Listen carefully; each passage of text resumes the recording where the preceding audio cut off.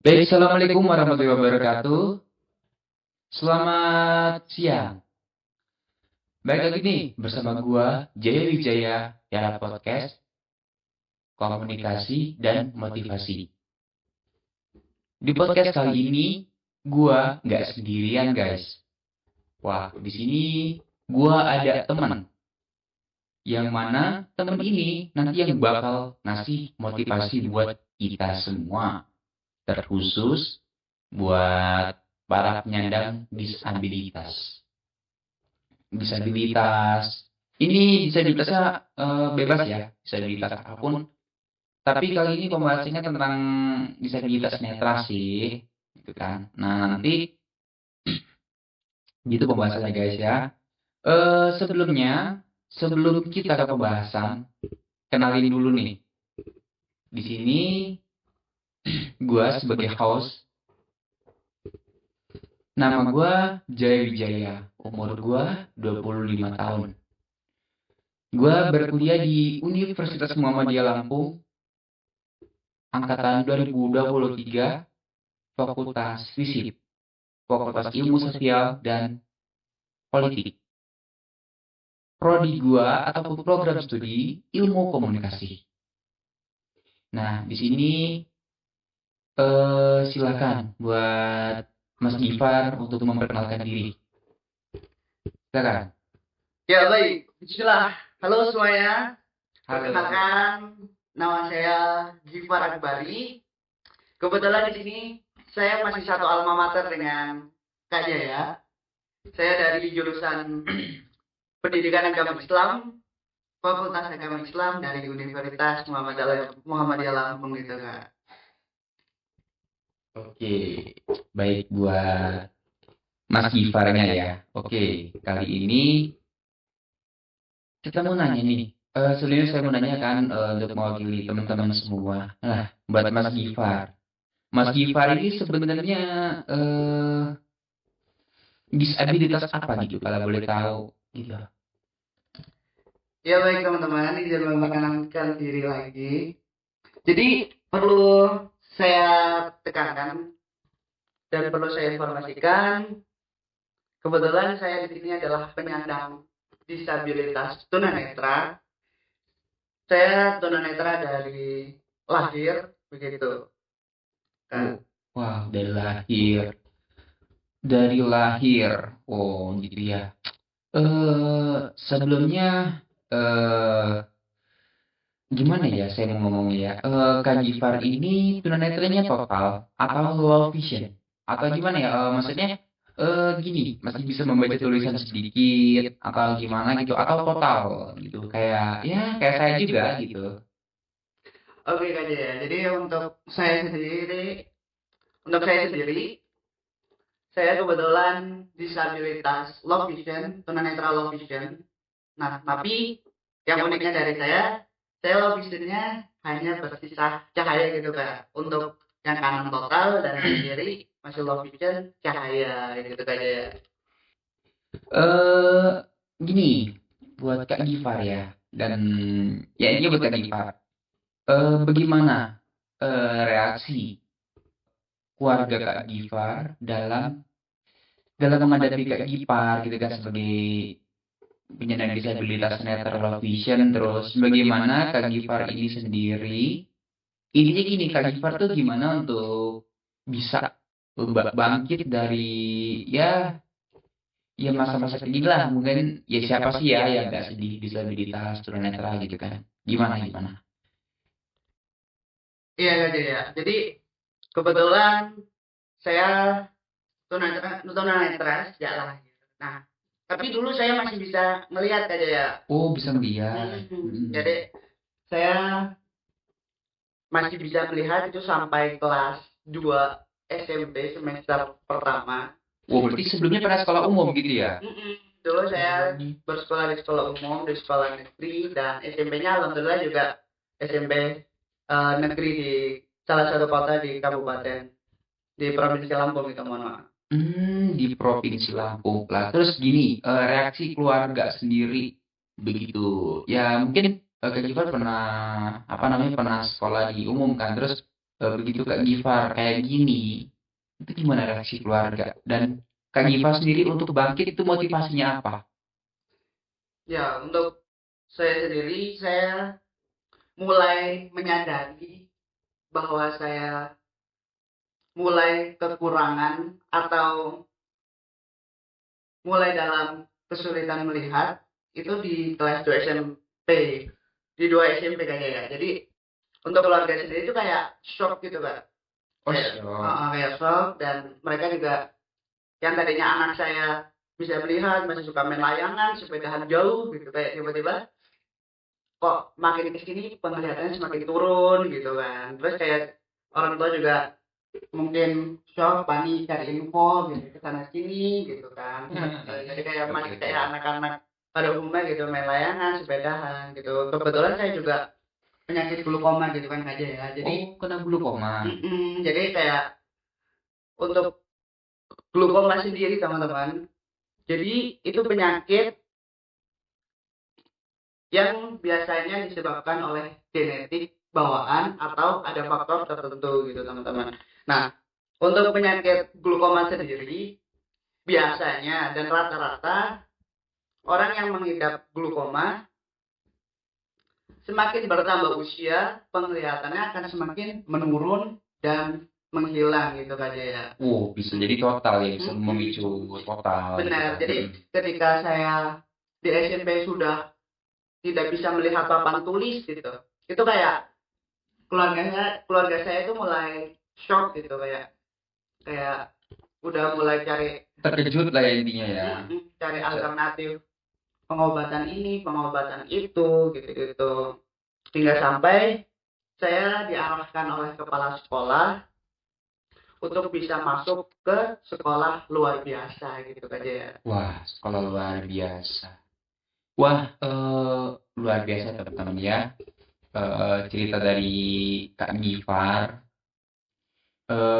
bisa apa ya istilahnya dari mungkin dari apa dari dia bisa ngeliat mungkin kan kaget kan terus jadi kayak gini terus istilahnya ininya tetap apa ya tetap semangat dalam meraih apapun itu kan meraih pendidikan apa mendapatkan pekerjaan dan segala macamnya itu suatu hal yang luar biasa teman-teman bahkan Kak Gifar itu pernah sekolah di sekolah luar biasa. Iya benar aja ya. Sekolah luar biasanya itu di mana nih Kak Gifar? Iya aja ya. Jadi setelah saya dipindahkan oleh kepala sekolah ke SLB atau sekolah luar biasa, saya bersekolah di SLBA Bina Insani Bandar Lampung. Oh, di SLB Abidin Insani. Jadi di Wah. sana banyak teman-teman disabilitas. Kalau dulu terkhusus sekolah khusus tunanetra, namun sekarang dengan keterbatasan yang disabilitas, jadi sekolah tersebut sudah menerima keseluruhan disabilitas dari semua disabilitas gitu aja ya. Wah, lumayan Kak Gifar ya. Jadi itu apa namanya suatu perjalanan yang cukup panjang. Nah, sekarang eh Kak Gifar itu di apa sekarang kita lanjut ke kuliah. Pembahasan yang kuliah ya, pertanyaan yang kuliah. Nah, Kak Gifar itu kan setelah lulus nih, singkat ceritanya Kak Gifar ini kan lulus kan sampai SMA kan. Nah, begitu Kak Gifar itu lulus SMA, ada kepikiran gini, wah ini gua pengen lulus. Apa habis lulus nih gua mau kemana ya? Apa gua mau kerja, gua mau merit, gua mau kuliah, atau udahlah gua mau rebahan aja lah ya Allah mata gua kayak gini udah nggak sih mending gua rebahan aja. Itu gimana Kak Gifar? Iya, ya. Jadi setelah saya bersekolah di sekolah luar biasa itu sebenarnya banyak penyesuaian yang harus saya lakukan lagi gitu aja ya. Wow. Mulai dari awal gitu kan. Jadi kayak saya harus mengenal huruf-huruf braille gitu kan, karena di sekolah umum kita tidak Tidak ada tahu. huruf braille ya, nggak ada. Kita sekolah pakai tulisan biasa gitu-gitu. Terus kita di situ saya baru mengenal kalau bahwa ada teknologi komputer bicara atau handphone juga gitu aja ya. Komputer bicara ya. Keren keren keren. Jadi saya baru mengetahui di sekolah luar biasa tersebut kalau ada komputer dan teknologi yang bisa akses sama disabilitas gitu tadi ya. Nah, terus dengan berjalannya waktu, tahapan demi tahapan, dan adaptasi yang selalu dilakukan, kayak saya di sana mulai, ya alhamdulillah mulai berkembang dan bisa mulai adaptasi dengan lingkungan sekitar, mengenal dan saling mengetahui dengan guru-guru dan teman-teman di sana, hingga saya bisa lulus sekolah gitu kan tadi ya. Dengan tumbuhnya motivasi, karena saya sadar pendidikan itu sangatlah penting, jadi saya termotivasi dan berambisi untuk bisa berkuliah dan melanjutkan pendidikan ke jenjang yang lebih tinggi lagi gitu tadi ya. Wow, lumayan ya, luar biasa teman-teman ya. Em, jadi gini, jadi menurut saya luar biasa ya perjalanan Kak Gifar yang cukup panjang, cukup memotivasi kita semua kan. Ya, jadi kita sebagai penyandang disabilitas itu jangan lah ya, ya bukan jangan sih ya, kalau bisa jangan sampai putus asa gitu kan. Masih banyak kok teman-teman kita di luar sana yang lebih maju gitu kan. Makanya kita berusaha untuk mengejar mereka. Jadikanlah mereka itu sebagai motivasi dalam hidup kita. Nah, eh gini Kak Gifar, setelah Kak Gifar lulus itu kan langsung kuliah atau sempat gimana tuh? Iya jadi dulu saya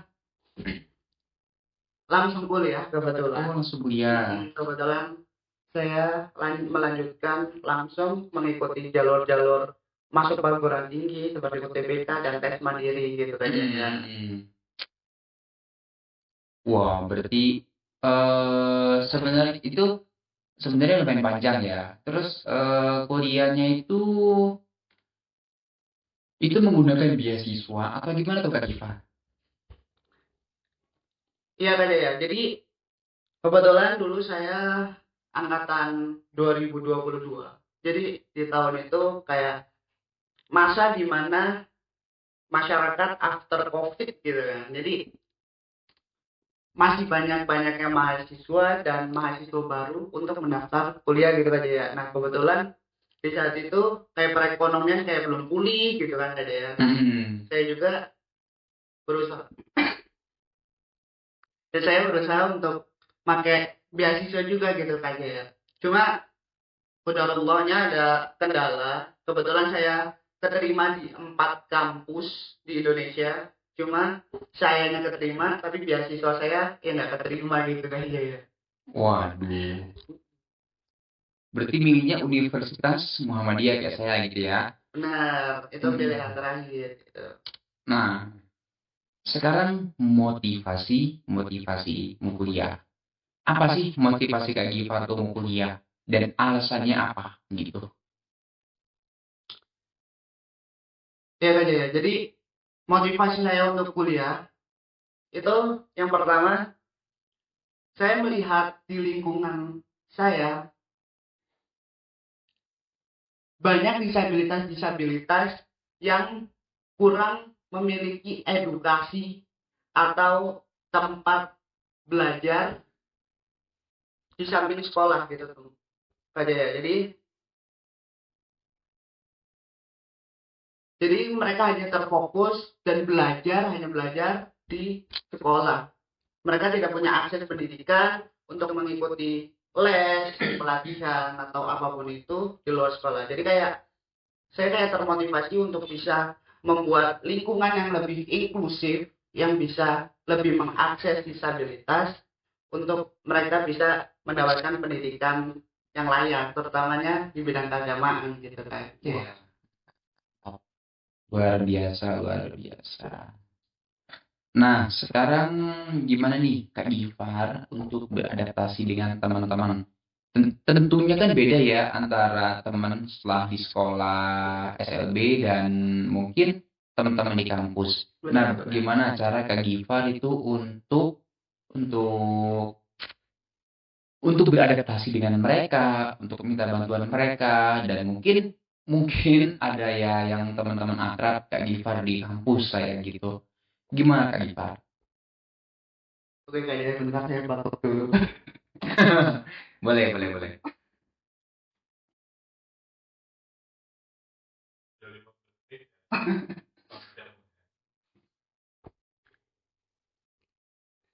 Ya baik aja ya. Jadi ya benar. Jadi ketika kita berkuliah atau berada di lingkungan baru, kita perlu adaptasi, terutama kayak di perkuliahan. Kayak saya sangat awal-awal pertama kali saya sangat struggle, saya sangat berjuang dalam membiasakan diri atau beradaptasi dengan teman-teman dan lingkungan di sekitar saya. Karena soalnya kayak di lingkungan sekolah luar biasa dan pendidikan umum itu menurut saya sangat berbeda aja ya. Jadi kayak di sekolah umum atau di perkuliahan kayak banyak teman-teman yang kurang inklusif gitu.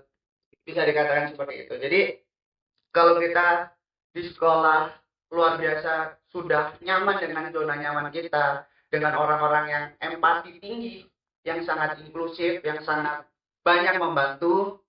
Nah, di perkuliahan saya menemukan lingkungan dan teman-teman yang berbeda gitu kan ya. Jadi kita harus beradaptasi lagi, kita harus berkenalan lagi, kita harus mempunyai relasi lagi gitu. Jadi kunci saya sih cuma satu, kayak kita harus bisa dan jangan malu untuk bertanya atau ngajak kenalan orang gitu.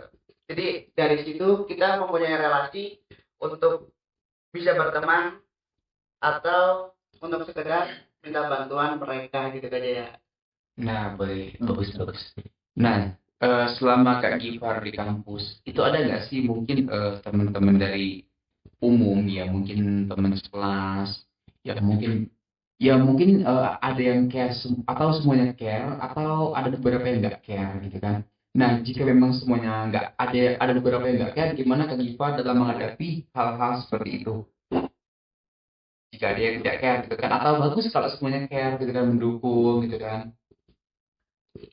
Untuk di lingkungan perkuliahan saya sendiri, terutamanya di kelas saya, alhamdulillah sebagian besar teman-teman di kelas saya pada care dan pada empati dan memiliki empati yang tinggi, terutama untuk teman-teman disabilitas gitu kan. Jadi ada beberapa teman-teman yang mungkin eh, kebetulan saya dari jurusan pendidikan agama Islam yang menjaga jarak atau yang membataskan diri terhadap lawan jenis, mungkin gitu kan. Itu salah satu yang menjadi minus poin untuk di jurusan saya. Jadi banyak dari misalkan lawan jenis yang kalau mau bantu itu ragu gitu kan ya.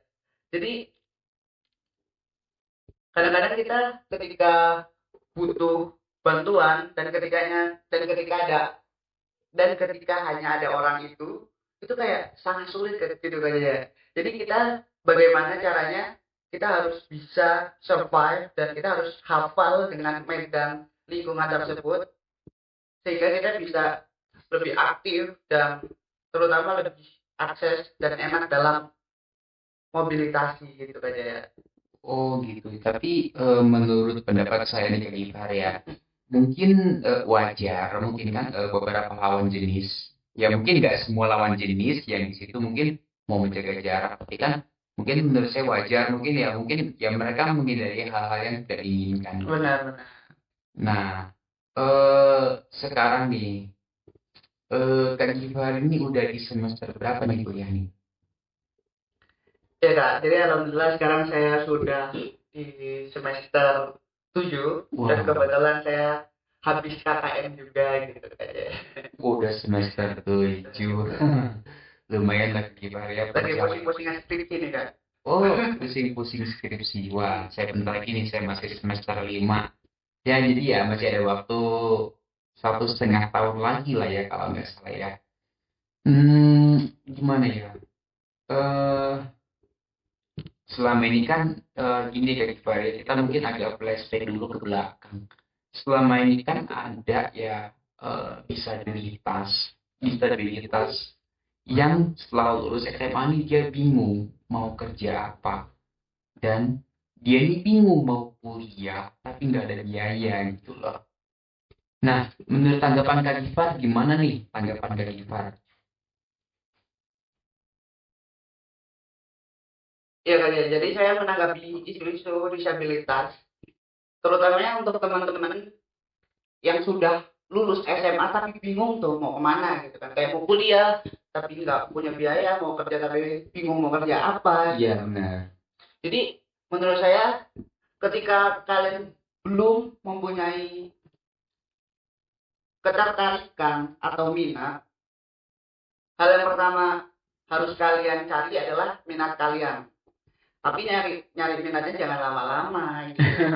Jangan 10 tahun juga, kalau 10 Iya, tahun kelamaan, Pak. kelamaan. Jadi menurut saya jika kalian sudah memiliki minat, minat apa yang kalian sudah didapatkan, kalian coba raih. Kayak contohnya, saya tertarik Kak di bidang pendidikan, terutama di pendidikan agama Islam gitu. Jadi saya termotivasi untuk melanjutkan kuliah gitu. Dan untuk teman-teman disabilitas juga kadang-kadang kayak kuliah biayanya mahal, takut aksesnya enggak, takut kampusnya nggak akses, nggak inklusif gitu-gitu kan ya. Gitu kan enggak. Iya. Wah. Jadi Jadi intinya intinya jangan patah semangat lah ya gitu. Nggak sih? ya benar Kak. Jadi jangan patah semangat dan cari tahu keinginan dan hobi kalian apa, tujuan kalian apa gitu. Dan sekarang banyak loh akses-akses beasiswa yang bisa digunakan oleh teman-teman disabilitas gitu Kak. Kayak salah satunya itu ada beasiswa kuliah dari pemerintah, terus ada beasiswa disabilitas juga gitu Kak di beberapa kampus di Indonesia. Dan juga ada beasiswa LPDP untuk teman-teman yang ingin melanjutkan S2 dan S3-nya gitu kan. Jadi kayak untuk akses pendidikan menurut saya kayak sudah terbuka luas gitu untuk teman-teman disabilitas gitu kan. Apalagi sekarang banyak banget kampus yang sudah mengadakan jalur disabilitas gitu kan ya. Jadi kayak banyak kampus yang mengadakan jalur-jalur disabilitas, jalur-jalur resmi yang khusus pendaftarnya disabilitas gitu kan. Jadi kayak menurut saya kayak sangat luas untuk mereka bisa berkuliah gitu kan ya. Nah, maaf nih Kak Kipara tadi kepotong. Oke. Kira-kira Universitas Muhammadiyah ini, kampus kebanggaan kita ini termasuk ini. Termasuk ada nggak ya beasiswa untuk disabilitas? Karena waktu itu saya dengar ya, waktu itu kan ada Universitas Muhammadiyah itu berkunjung ke lembaga dinas sosial dan menawarkan anak-anak salah satu anak-anak dinas sosial itu untuk berkuliah di sana. Nah, karena kenapa saya nanya kayak gini? Karena kan Kak Gipar ini kan anak-anak ya tergolong kakak senior lah ya gitu. Kira-kira ada nggak nih Kak? Kira-kira dari kampus kebanggaan kita sendiri nih, UML atau Universitas Muhammadiyah nih Kak? Kira-kiranya. Ya, untuk di Universitas Muhammadiyah Lampung sendiri, seperti yang saya tahu, itu masih on proses dalam mengakses beasiswa disabilitas gitu kan. Saya beberapa kali sudah berbicara dengan wakil rektor untuk membicarakan mengenai beasiswa disabilitas. Karena beasiswa disabilitas yang kita sering sebut adik disabilitas itu beasiswanya belum rata gitu Kak di seluruh Indonesia. Hanya beberapa kampus yang masih mendapatkan akses disabilitas tapi belum keseluruhan gitu Kak. Jadi kayak beberapa kampus swasta terutamanya itu harus mengajukan apply ke Kemendikbud baru bisa untuk diajukan beasiswanya gitu Kak. Berarti kayak Universitas Muhammadiyah sendiri belum bisa lah ya mengajukan apply gitu ya mungkin ya. Ya, On proses Kak. ya mungkin ya harapan saya dan kedepannya semoga kampus juga bisa menerima beasiswa untuk disabilitas karena sangat disayangkan ya Kak Gifar ya kalau anak-anak, maaf nih ngomong bukan anak-anak ya, kalau bahasa saya sih, kalau teman-teman disabilitas ini atau adik-adik disabilitas ini yang baru lulus SMA, ya sayang banget sih kalau habis lulus ya paling rebahan scroll TikTok. Nggak tahu mau ngapain. Iya, kayak ya ini gue bingung gak sih gue ini mau, ya gue ini mau apa gitu loh, mau kerja di bidang pijat juga, pijat sekarang udah banyak pesaingnya, di bidang komputer juga gue pas-pasan, ya semoga kedepannya kampus kita ada harapan kedepannya kan gitu Kak Gifar. Benar, jadi kayak harapan kita juga kayak kampus bisa menyediakan beasiswa untuk disabilitas dan bisa membuka jalur pendaftaran khusus disabilitas gitu kan. Karena menurut saya untuk kampus Muhammadiyah Lampung sendiri itu Universitas Muhammadiyah Lampung sendiri itu kayak menurut saya kayak sudah alhamdulillah sudah akses gitu kan Kak. Apalagi terlebih sekarang di Universitas Muhammadiyah Lampung sudah mengadakan layanan unit layanan disabilitas gitu kan. Jadi kayak teman-teman disabilitas kayak terakomodir untuk masalah perkuliahannya, untuk sekedar mobilitas atau minta bantuan akademik itu bisa ke layanan disabilitas Universitas Muhammadiyah Lampung. Jadi menurut saya kayak sangat disayangkan jika belum ada beasiswa atau jalur-jalur disabilitas gitu kak. Karena menurut saya sudah bagus gitu kak. Ya alhamdulillah. Karena kan juga itu juga butuh proses gitu ya. Jadi ya nggak bisa instan gitu kan. Ya mungkin nggak terasa ya Kak Gifar ya. Kayaknya pembahasan kita tuh kayaknya udah lama nggak sih? Udah setengah jam lebih mungkin ya, udah lebih dari 30 menit atau gimana? Ada nggak nih kata-kata atau gimana ya kalau bahasa ya intinya kalau bahasa saya tuh ada nggak nih motivasi dari Kak Gifar untuk semua atau beberapa penyandang disabilitas gitu kan untuk kedepannya kayak gimana gitu kan gitu. Silakan Kak kalau ada Kak. Ya untuk teman-teman di luar sana, terutama teman-teman disabilitas. Ya untuk teman-teman di sana, teman-teman kayak mana sih? Ya baik, untuk teman-teman di luar sana, teman-teman disabilitas, motivasi dari saya tetap semangat, terutama untuk teman-teman yang habis lulus SMA nih. Cari motivasi, cari bakat, cari minat, cari hobi kalian. Jangan takut melangkah, karena kalau kalian tidak melangkah sekarang, kalian mau melangkah kapan lagi? Gitu. Benar-benar. Ya jangan sampai penyesalan itu datangnya belakangan. Benar. Jangan sampai kita nyesel. Wah, gue udah nyesel nih teman-teman gue udah pada kuliah. Teman-teman gue sekarang bisa keterima P3K, bisa keterima PNS gitu kan. Jangan sampai kita ada penyesalan-penyesalan seperti itu. Ya, nggak kerasa ya kita ya obrolan kita udah panjang. Mungkin sampai jumpa di podcast berikutnya. Saya Jaya Wijaya selaku pembicara atau selaku host. Apabila kami ada kesalahan, kami mohon maaf. Pada Allah, kami mohon ampun. Wassalamualaikum khairat. Saya akhiri. Wassalamualaikum warahmatullahi wabarakatuh.